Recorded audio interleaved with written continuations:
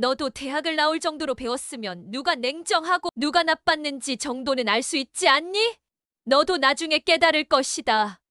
내 자식을 금이야 오기야 키운 것처럼 우리도 너를 그렇게 키웠다. 부모 가슴에 대못을 박았으니 내 가슴에도 마찬가지로 대못이 박히는 날이 올 거야.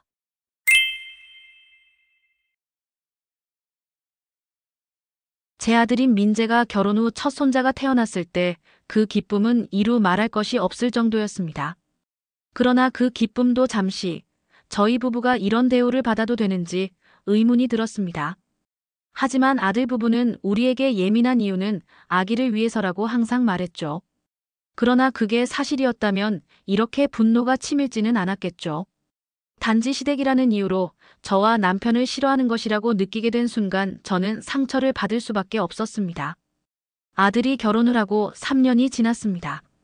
아직 며느리와 어색한 사이이기 때문에 그저 아들이 새로운 가정을 잘 꾸려갔으면 좋겠다고 생각하며 갖은 노력을 해왔습니다. 그러나 제 노력은 수포로 돌아가고 말았어요. 아니요, 애초에 마음을 굳게 닫고 있던 며느리에게는 제가 무엇을 하던 큰 의미는 없었겠죠. 제 아들 민재는 어렸을 때부터 의젓하고 거의 손이 가지 않는 모범적인 아이였습니다.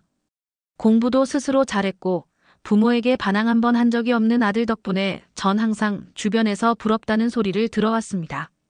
다만 대학을 졸업을 하고 취업을 할 때까지도 연애를 하지 않아 걱정이 되었죠. 오히려 부모인 제가 아들의 연애를 재촉할 정도로 쑥맥이었던 민재가 36살이 되었을 때 갑자기 결혼을 하겠다고 여자친구를 데리고 나타났습니다. 아, 그러고 보니 작년에 소개팅을 한다고 했던 것 같은데. 아무 말도 없어서 연애가 잘 안 되는구나 하고 걱정했었는데 말이야. 사실은 1년이나 사귀었어요. 아, 그랬구나. 잘 됐다. 저도 남편도 아들의 연애를 걱정했던 터라 내심 안심하기도 했습니다. 민재는 37살이 되기 전에 결혼을 하겠다고 말했습니다. 행여나 40세가 될 때까지 결혼을 못하는 것이 아닌가 불안했었는데 기우였던 것입니다. 그렇게 민재는 34살에 결혼식을 올렸습니다. 그리고 직장과 가까운 곳에 신혼집을 마련했습니다.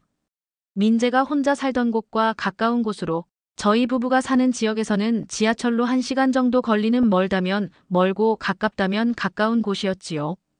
결혼하기 전 민재는 1년에 3번에서 4번 정도는 저희 집에 방문했습니다. 바쁜 시기에는 못 오기도 했지만 설날이나 생일 등 특별한 날에 얼굴을 비추는 평범한 부모와 자식의 관계를 유지했다고 생각합니다. 하지만 결혼을 한 후 아무래도 혼자가 아니기 때문에 1년에 2차례 만나는 것조차 어려워지기 시작했습니다. 이젠 더 이상 혼자가 아니기 때문에 양가를 모두 왔다 갔다 해야 하니 편하게 오는 것도 어려워진 것입니다. 아들이 결혼한 이후 첫 설날, 저는 현관에서 아들을 버선말로 맞이했습니다. 어이구, 먼 길 오느라 고생했다. 차는 막히지는 않았고 힘들었지 물이라도 마실래?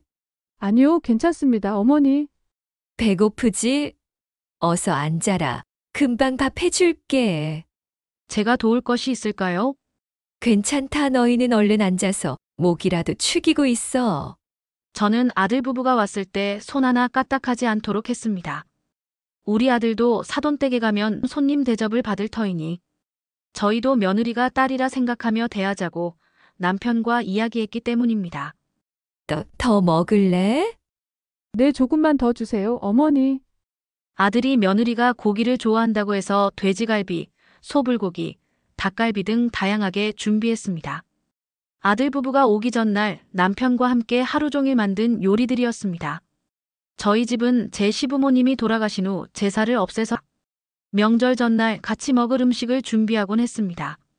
아들이 결혼한 후에는 며느리가 좋아하는 음식을 하기 위해 더 다양한 요리를 만들었습니다. 며느리는 물 한 잔도 스스로 떠먹지 못하게 했습니다. 설거지도 아들에게 시키고 며느리는 가만히 앉아서 내놓는 요리만 먹도록 했습니다. 며느리가 낯선 집에 와서 앉아있는 것 자체가 어색하고 불편한 일이라 생각했기 때문에 저는 더 신경을 쓰고 친절하게 대해주려고 노력했습니다. 그 어떤 감사나 보상을 바라고 한 일은 아니었습니다. 내가 며느리를 잘 대해줄수록 며느리도 나를 무서워하지 않고 더 좋은 관계를 만들 수 있을 것이라 믿었습니다. 그러나 제 착각이었을까요? 그때는 알지 못했습니다. 그 후 몇 개월이 지나 결혼한 지 1년이 채 지나지 않았을 여름 무렵, 저와 남편이 아들 집을 처음으로 방문하게 되었습니다. 친척 집에 놀러 갔다가 아들네 집이 근처에 있어 식사라도 함께하면 좋겠다고 생각한 것이었습니다. 그런데 지하철역에 도착하기 직전에 아들에게서 전화가 왔습니다. 데리러 못 갈 것 같은데 택시 타고 올 수 있어. 주말인데 회사에 갑자기 갈 일이 생겼어. 근데 금방 끝날 거야. 아마 한 1시간 정도면 갈 수 있을 것 같아. 아들은 주소를 문자로 보내주었습니다. 지하철역에서 버스를 타면 20분 정도 걸린다고 했지만 길을 잃을까 걱정이 됐던 저는 남편과 함께 택시를 탔습니다. 저기 보이는 게 민재네 아파트 아니야? 택시를 타고 20분 정도 가니 아들이 알려준 아파트가 보였습니다. 기사님께 가까운 마트 앞에 내려달라고 하니 기사님은 골목에 있는 한 마트 앞에 내려주었습니다. 과일 바구니와 음료 한 박스를 사고 가게를 나온 저와 남편은 주변을 두리번거리기 시작했습니다. 아까 본 아파트가 이 방향이었었나? 반대쪽으로 온 것 같은데. 민재네 아파트는 꽤 높았었던 것 같은데 말이야. 주변에는 온통 비슷해 보이는 아파트가 늘어져 있어 뭐가 뭔지 어떤 아파트인지 헷갈리기 시작했습니다. 남편이 우선 큰 길가로 나가보자고 해서 각자 과일 바구니와 음료 한 박스를 들고 큰 길로 나갔습니다. 큰 길로 나오니 우리가 반대 방향으로 왔다는 사실을 알 수 있었습니다.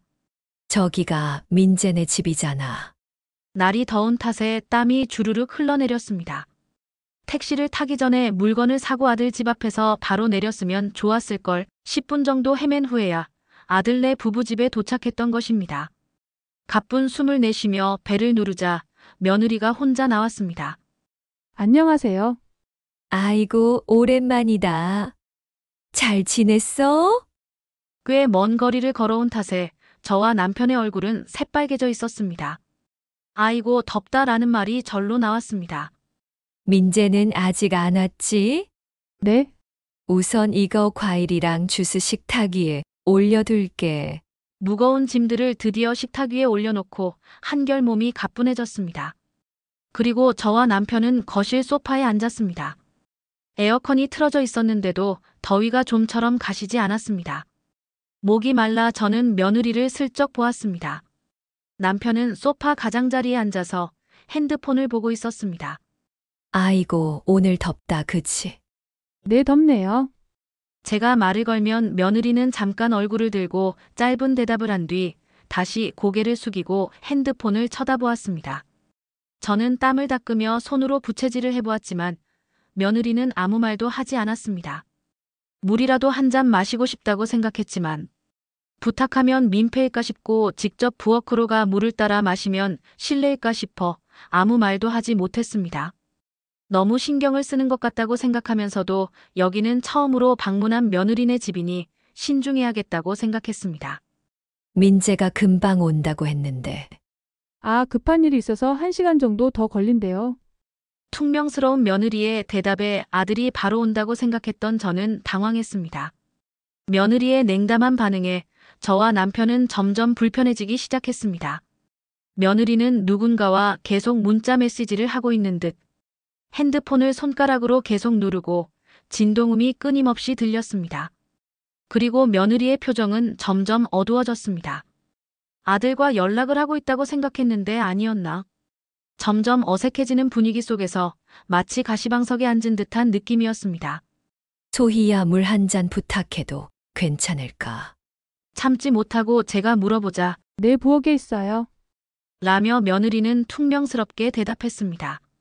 저는 일어나 부엌으로 갔습니다. 처음으로 방문한 집에서 알아서 물을 찾아 먹게 되리라곤 생각도 못했습니다. 싱크대 위에 거꾸로 놓여진 컵을 발견하고 정수기에서 물을 받아 한 잔 마신 후 다시 물을 따라 거실에 있는 남편에게도 주었습니다. 그리고 다시 소파에 앉자 무거운 침묵만이 흐르기 시작했습니다. 부모님은 건강하시고 남편이 어떻게 대화를 이어나가려고 말을 걸었습니다. 네, 건강하세요. 돌아온 것은 짧고 무심한 대답뿐이었습니다. 그리고 바로 대화는 또 끊겼습니다. 마치 벌이라도 받고 있는 느낌이었습니다. 그리고 집에 들어온 지 10분 정도 지났을 때 남편이 제 옆구리를 쿡쿡 찔렀습니다. 왜 그러냐는 듯이 남편을 쳐다보자 남편은 눈으로 이제 그만 가자는 신호를 보냈습니다. 저는 그게 낫겠다 생각해 바로 가방을 들고 입을 열었습니다. 아무래도 민재가 많이 바쁜 모양이네. 같이 밥이라도 먹으려고 했는데 바쁜 것 같으니 우리는 이만 갈게. 라고 하자 며느리는 기다렸다는 듯이 일어났습니다. 그러실래요? 그럼. 저는 그 반응에 상처를 받을 수밖에 없었습니다. 그만 가겠다는 말을 기다리고만 있었던 것 같은 태도였습니다. 그리고 며느리는 바로 현관문을 열고 우리가 나가기를 기다렸습니다. 마치 쫓겨나듯이 서둘러 아들 집을 나오게 됐습니다. 아들 집에 오는 것도 쉽지 않네. 남편이 혼잣말로 웅얼거렸습니다. 이왕 오셨는데 밥이라도 같이 드시고 가세요. 와 같은 말은 한마디도 듣지 못했습니다. 하지만 더 황당한 일이 그 이후에 일어났습니다. 저희가 아파트 단지를 벗어나 아들에게 전화를 걸었을 때입니다. 바쁜 것 같아서 먼저 갈게. 방금 소희한테서 들었어요. 네, 조심히 들어가세요. 이미 며느리랑 연락을 한 것 같았습니다. 그러나 그 뒤에 아들의 말에 저는 머리를 한 대 맞은 것 같은 충격을 받았습니다. 다음에 만날 때는 밖에서 만나야 될 것 같아요. 집에 오시는 건 좀. 너무나 갑작스러운 냉정한 말이었습니다. 왜 그런 말을 했을까? 저는 어느 정도 알 것도 같았습니다. 우리가 오는 게 싫은가 보구나. 저는 그렇게 생각할 수밖에 없었습니다. 너무 화가 나고 슬퍼서 어떤 말도 나오지 않았습니다. 조금 불편할 수밖에 없다는 것은 이해하지만 우리 부부는 아들 부부가 집에 온다고 전날부터 이것저것 준비하며 맞이했는데 아들네 집에 20분도 채 있지 못하고 물 한 잔 마시고 돌아가야 한다는 상황이 너무 씁쓸했습니다. 이제 민재네 집은 가지 맙시다. 서로 괜히 불편한 기분만 느끼는 것 같네. 아들과의 전화를 끊자 옆에서 대화를 듣던 남편이 말했습니다. 저도 그 말에 동의했습니다. 그 다음 명절에는 아들 부부가 저희 집으로 왔습니다. 그러나 그날의 서운함과 실망에 대해서는 한마디도 하지 않았습니다. 그저 평소처럼 맛있는 요리를 준비하고 조용히 남편과 둘이서 아들네 부부를 기다렸습니다. 그리고 아들 부부도 우리가 준비한 요리를 맛있게 먹고 손 하나 까딱 않고 천천히 쉬다가 돌아갔습니다. 며느리의 태도는 우리가 방문했을 때와는 완전 다른 사람 같았습니다. 밥도 2그릇이나 먹고 남은 요리도 모조리 다 싸갔습니다. 그렇게 아들이 결혼하고 2번의 명절이 지나 그 다음 명절에는 아들 부부는 저희 집에 오지 않았습니다. 며느리가 임신을 했기 때문입니다. 설날에는 임신 초기라 조심해야 한다고, 추석에는 만삭이라 무리가 될 것 같다고, 그리고 출산 후에도 마찬가지였습니다. 어차피 엄마가 오셔도 아기는 못 봐. 아기 데리고 나갈 수도 없고. 여기 조리원에서 유리창 너머로 볼 수는 있는데 그거 하려고 그렇게 멀리서 올 필요는 없잖아. 사진 보낼게. 손자가 태어난 후에도 만나러 갈 수는 없었습니다. 병원에 있을 때도 조리원에 있을 때도 조부모는 아기를 직접 만날 수는 없다고 했습니다. 그리고 조리원에서 나온 후에도 마찬가지였습니다. 일주일이 지나도 아무런 연락도 없어서 기다리지 못하고 아들에게 은근슬쩍 물어보았지만 아들은 곤란해하며 말했습니다. 아직 몸이 회복이 안 돼서 조금 지난 후에 왔으면 좋겠는데. 그 말을 들은 이상 저는 더 이상 연락을 하지 말고 연락이 오기를 기다리자고 결심했습니다. 이전에 며느리의 산후조리를 위해 사돈댁이 자주 집에 온다는 이야기를 들어서 불편할 수 있겠다 생각했습니다. 손자가 태어나고 6개월이 지났을 때 드디어 아들에게서 처음으로 연락이 왔습니다. 이번 주 주말에 올 수 있어요. 그럼 토요일에 갈게. 저는 무척이나 기뻤습니다.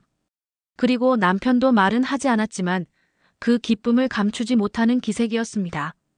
그러나 이전에 방문했을 때 며느리가 환영하지 않았던 것이 생각났습니다. 아들도 앞으로 밖에서 보자고 했었지만 아기를 데리고 밖에서 만나기도 어려울 텐데 괜찮을까? 라는 생각에 저는 걱정이 되었습니다. 남편은 제 이야기를 듣고 너무 걱정하지 말라고 이야기해 주었습니다. 점심 먹고 오후 늦게 가서 저녁 먹기 전에 돌아오면 괜찮지 않을까? 아기 보느라 힘들 테니 오래 있기도 그렇잖아. 나도 오래 있을 생각은 없어. 그때 기억 안 나. 그 집에 10분 있었나? 20분이었나? 그때는 민재가 없었으니까 그랬지. 이번에는 아기 보러 가는 거니까 괜찮을 거야. 만약에 밥 먹자고 하면 배달시켜서 간단하게 먹으면 되지. 부모가 아들 집에 가는데 그렇게 신경 쓸 필요는 없잖아. 그렇게 우리 부부는 주말 아침 일찍 일어나 깨끗하게 샤워를 하고 손 소독제도 준비해서 이번에는 택시를 타고 아들 집 바로 앞에서 내렸습니다. 아들 집 앞에 도착한 저는 현관 앞에서 가방을 뒤져 손 소독제를 꺼냈습니다. 당신, 이거 손에 좀 발라요. 들어가서 바로 손은 씻겠지만 만약을 위해서. 벌써 몇 번째야 이거. 지문 닳겠네. 그래도 마지막으로 한 번 소독하고 안에 들어가서 또 손 씻으면 좋잖아. 아기가 아직 어리고 아프면 안 되니까. 제가 권하자 남편도 아무 말 없이 손을 내밀었습니다. 그리고 현관문이 열렸습니다. 어서 오세요. 먼저 손부터 씻으세요. 제가 인사를 건네기도 전에 아들은 현관 옆에 있는 화장실을 손으로 가리켰습니다. 우리 부부는 아기 얼굴을 보기도 전에 서둘러 화장실에 바로 가서 손을 씻었습니다. 아들에게도 첫 자식이었고 우리 부부에게도 첫 손자였기 때문에 아무 말도 하지 않고 그저 말하는 대로 따랐습니다. 화장실에서 나와 바로 외투를 벗고 거실로 나왔습니다. 하지만 그토록 보고 싶은 아기의 모습은 보이지 않고 소파에는 아들만 앉아 있었습니다. 아기는 낮잠 자고 있어. 일어나면 데리고 나올게. 지금 소희도 같이 자고 있으니까 좀 조용히 해줘요. 물이라도 마실래? 아니다, 괜찮다. 어쩔 수 없이 거실 소파에 앉아 아들과 조용히 얘기하며 아기가 일어나기를 기다렸습니다. 그리고 30분 정도 지났을까 안방에서 아기 우는 소리가 들렸습니다. 우리 부부의 얼굴에 순간 화색이 돌았습니다. 아기 우는 소리가 10분 정도 들린 후에 드디어 며느리가 아기를 안고 거실로 나왔습니다. 오셨어요? 잘 지내셨어요? 아유, 우리는 뭐 힘들었지? 아이고, 고생했. 라고 말하며 저는 일어나 며느리에게 다가갔습니다. 아고, 귀여워라. 처음 보지? 할머니 얼굴 기억해도 아고 사진으로 보는 것보다 실제로 보니 더 예쁘네. 저기 우리 좀 안아보자. 라고 손을 내밀자 아기를 만지기도 전에 며느리가 아기를 안고 휙 몸을 돌렸습니다. 제 손은 허공에서 갈 길을 잃었습니다. 만지지 마세요. 죄송하지만 아기는 보기만 해주세요. 우리 오자마자 손 깨끗이 씻었어. 아니요. 손을 씻으셨어도 밖에서 바이러스나 세균이 옷에 묻어 있을 수도 있잖아요. 아기 만질 때는 샤워를 하고 만지는 게 저희 집 규칙이에요. 너무나 황당한 말이었습니다. 오늘 바로 돌아갈 예정이었기 때문에 갈아입을 옷도 가지고 오지 않았고 설령 가지고 왔다 하더라도 여기에서 샤워까지 해야지 아기를 만질 수 있다는 것은 만지지 말라는 말이나 마찬가지였습니다. 그럼 민재 옷으로 갈아입으면 되지 않을까? 라며 아들을 보자 아들도 며느리 눈치를 보며 고개를 저었습니다. 죄송하지만 이해해 주셔. 최근에 이상한 전염병도 많으니까. 황당한 얼굴로 서 있는 저에게 아들은 미안한 얼굴을 했지만 며느리의 말에 동조할 뿐이었습니다. 아빠 담배도 피시잖아. 너희 아빠 오늘은 손주 보신다고 아침 샤워하고 나서 한 번도 담배는 손도 안 댔어. 하지만 그 말은 의미가 없었습니다. 전혀 담배를 피지 않는 저조차 아기를 안을 수 없었기 때문에 오늘 하루 담배를 피지 않았다고 해서 남편이 아기를 안을 수는 없었습니다. 남편도 그걸 눈치챘는지 아무 말도 하지 않고 무표정한 얼굴을 하고 있었습니다. 아들도 며느리도 너무 예민하지 않나 하고 생각했습니다. 6개월이 된 아기인데 손을 씻어도 만지지 말라니. 그럼 나중에 어린이집은 어떻게 가니? 아기 데리고 외출은 안 해? 아니요, 나가요. 산책이나 예방접종하러 병원은 가죠. 그 병원에 있는 바이러스보다 우리가 더 끔찍한 바이러스 취급을 받는 것 같아 기분이 상했습니다. 이러면 그냥 사진으로 보는 거랑 뭐가 다른지 이해할 수 없었습니다. 이해해 주세요. 아기 부모인 아들 부부가 정한 규칙이니 싫다고 말할 수도 없었습니다. 저는 불편한 표정을 감추면서 그저 앉아 있었습니다. 아기는 여전히 며느리 품에 안겨 있었습니다. 저는 그래도 이렇게라도 볼 수 있는 걸 고마워해야 하나라고 생각하며 작은 한숨을 쉬었습니다. 저는 속으로 요즘 젊은 부부는 특이한 구석이 있구나 라고 생각했습니다. 하지만 여기서 끝나지 않았습니다. 가만히 앉아 아기를 보고만 있던 중 갑자기 현관에서 비밀번호를 누르는 소리가 들렸습니다. 집 주인이 모두 눈앞에 있는데 누군가 밖에서 문을 열고 들어오는 것 같아 저는 놀랄 수밖에 없었습니다. 문이 열리고 들어온 사람은 아는 얼굴이었습니다. 우리 부부가 당황하며 일어나자 그쪽도 당황한 얼굴로 우리를 바라보았습니다. 아, 사돈댁에서 오셨군요. 안녕하세요. 엄마 연락도 없이 왔어? 사돈이 오신 것이었습니다. 아, 마침 주말이니 아기 보는 게 힘들 것 같아서 왔지. 둘 다 전화도 안 받길래 어쩔 수 없이 그냥 왔는데 사돈댁이 와 계셔서 전화를 못 받나 보구나. 아이고, 오랜만입니다. 사돈댁은 인사를 건넨 후 화장실로 가 손을 씻고 나오셨습니다. 아기 보러 오셨군요. 너무 예쁘죠? 라고 말하며 사돈댁은 자연스럽게 며느리에게서 아기를 받으려 손을 내밀었습니다. 사돈댁 씻고 오셔야 한대요. 라고 제가 말하자 사돈댁은 이상하다는 얼굴로 저를 쳐다보셨습니다. 이미 손 씻고 왔는데 무슨 소리냐는 얼굴이었습니다. 그리고 자연스럽게 아기를 안아 아기와 놀아주기 시작했습니다. 오구오구 그랬죠? 어구 예쁜 것. 사돈댁은 젖은 손으로 아기 얼굴을 만지고 이마에 뽀뽀를 했습니다. 우리 부부는 멍하니 그 모습을 볼 수밖에 없었습니다. 그러자 아들이 나서서 변명을 시작했습니다. 아니, 장모님은 아기를 봐주시면서 같이 키워주시니까 엄마 아빠랑은 상황이 다르지. 엄마 아빠는 외부인이니까 아무래도 신경이 쓰여서 만지지 말라고 한 거예요. 그 말에 스스로도 설득력이 없다고 생각했는지 목소리가 점점 작아졌습니다. 그 상황을 본 사돈댁도 분위기가 이상하다 여겼는지 아기를 조용히 며느리에게 안겨주었습니다. 뭔가 문제가 있나 보구나. 아무래도 아기가 좀 몸이 약하고 예민하지. 아들과 사돈댁은 당황하며 며느리의 주장을 감싸주려고 했지만 저는 그런 이유가 아니라는 것을 똑똑히 알고 있었습니다. 그것은 단순히 시부모가 아기를 만지는 것이 마음에 들지 않아서였습니다. 그 사이에서 바보 같은 아들은 며느리가 싫다고 하니 그저 며느리가 말하는 대로 따를 뿐이었습니다. 전에 방문했을 때 진작에 알아차려야 했습니다. 그때도 기분이 상했지만 그저 불편해서 그런 거라 생각했던 제가 바보 같았습니다. 샤워를 해야지 아기를 만질 수 있다고 하는 규칙은 우리에게만 적용되는 것이었구나. 우리는 혹시나 하는 마음에 몇 번이나 손 세정제로 소독을 했는데도로 이렇게 대할 것이었으면 처음부터 부르지나 말지. 부르지 않는 게 차라리 낫지. 이렇게 말하면서 특히 아들에게 서운해져 말을 더 이을 수 없었습니다. 며느리가 그렇게 생각하더라도 아들은 그걸 말렸어야지. 오히려 아들이 더 나서서 며느리가 하는 말에 덧붙이는 것이 더 서운하고 슬펐습니다. 알았다. 아기한테 병균 옮기기 전에 우리가 나가줄게. 라고 말하며 우리 부부는 아들네 집을 나섰습니다.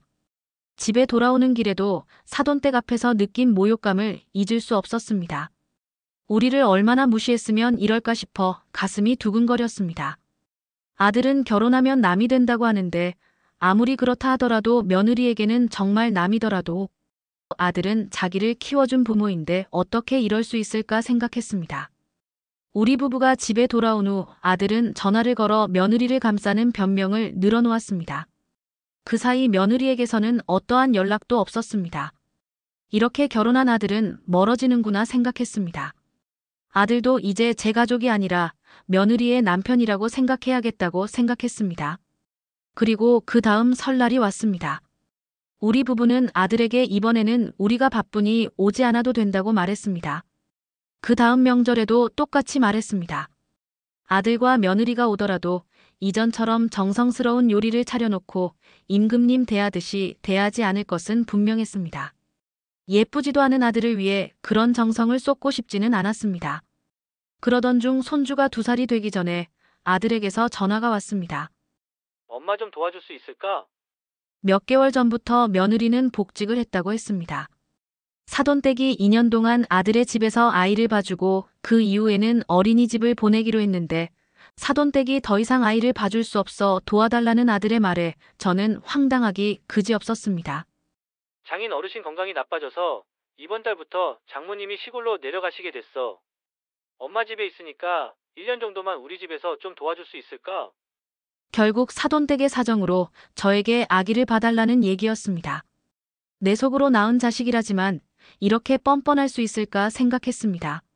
병 옮을까 무서워서 애 부탁할 수나 있겠니? 언제적 얘기를 아직도 하고 있어. 죄송하다고 말했잖아요. 어린이집에 보내던지 알아서 해라.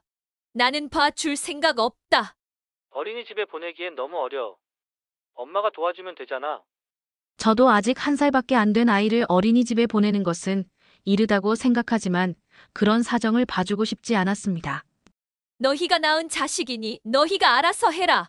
태어나서 한 번밖에 보지 않은 손주를 봐주려고 내가 내 삶을 포기하고 너희 집에 들어가서 살 생각은 없다. 그리고 훌륭하신 며느님이 무서워서 어떻게 그 집에 들어가니? 요즘에는 며느리 무서워서 아들 집에 못 간다고 하더라. 나는 내 발로 그 집에 가서 허드렛일 할 생각은 없다. 왜 그렇게 냉정하게 말해요? 냉정하다고? 대학을 나올 정도로 배웠으면 누가 냉정하고 누가 나빴는지 정도는 알 수 있지 않니? 너도 나중에 깨달을 것이다. 내 자식을 금이야 오기야 키운 것처럼 우리도 너를 그렇게 키웠다. 부모 가슴에 대못을 박았으니 내 가슴에도 마찬가지로 대못이 박히는 날이 올 거야. 저는 끝까지 아들의 부탁을 거절했습니다. 사과를 받아준다 하더라도 일어난 일을 없는 일로 만들 수는 없는 노릇이고 앞으로도 아들과 며느리와 같은 공간에서 잘 살아갈 자신도 없었습니다. 결혼 후 아들과 소원해지긴 했지만 그래도 휴일에 한 번씩 전화는 하는 사이였습니다. 집에서 함께 지내면 오히려 그 관계조차 더 망가질 것이 뻔했습니다. 어쩌면 며느리는 우리의 거리가 더 멀어진 것을 기뻐할지도 모르겠지만 그건 저도 마찬가지였습니다. 결혼한 아들은 더 이상 우리의 아들이 아닌 며느리의 남편이라고 생각하고 살자고 결심하자 마음이 한결 가벼워졌습니다. 드디어 찾아온 마음의 평화를 무너뜨릴 생각은 없습니다. 늙어서 아들 집에 들어가 집안일을 해주고 허드렛일을 해주는 생활은 보내고 싶지 않았습니다. 그리고 이제 와서 필요할 때 상처 준 부모에게 전화해서 부탁하는 아들도 당분간은 보고 싶지 않았습니다.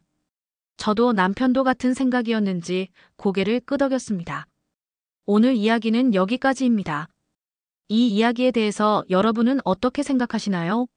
댓글로 의견을 나누어 주세요. 황금빛 소풍은 여러분의 다양한 이야기를 들려드립니다. 더 많은 이야기를 듣고 싶으시다면 구독 부탁드립니다. 그럼 다음에도 더 재미있는 이야기로 찾아뵙겠습니다.